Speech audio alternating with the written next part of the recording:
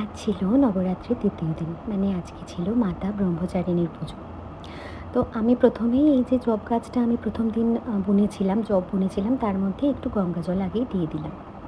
এরপর আমি মাকে আ আবারও ফুল, মালা সমস্ত কিছু অর্পণ করলাম। আর মায়ের যেহেতু গোলাপ ফুল ভীষণ পছন্দের, তাই মাকে গোলাপ ফুল দিলাম।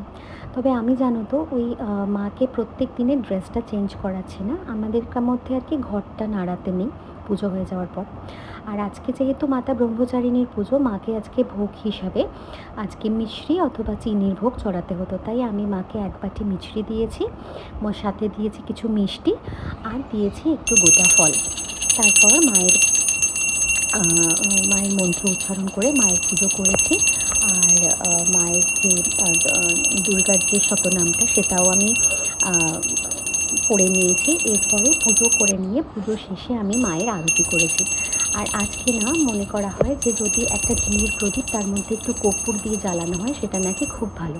তাই আমি পঞ্চপ্রদীপে যখন ঘি দিয়ে পঞ্চপ্রদীপটা সাজাচ্ছিলাম তার মধ্যে আমি একটু করে কর্পূর গুঁড়ো করে দিয়েছি। আর এই যে আমি কর্পূর জ্বালিয়েছি এর মধ্যে দিয়েছি ৩ টে লবঙ্গ, একটু ঘি আর ২ টো ছোটো এলাচ দিয়ে মায়ের আরতিটা করে নিয়েছি।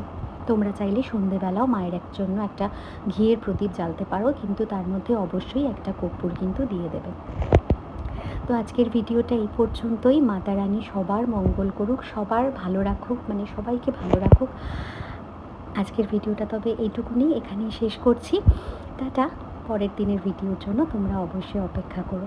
পরের দিনের যে ভিডিওটা, মানে আগামীকালের যে ভিডিওটা, সেটা নিশ্চয়ই আমি তোমাদের সঙ্গে শেয়ার করব।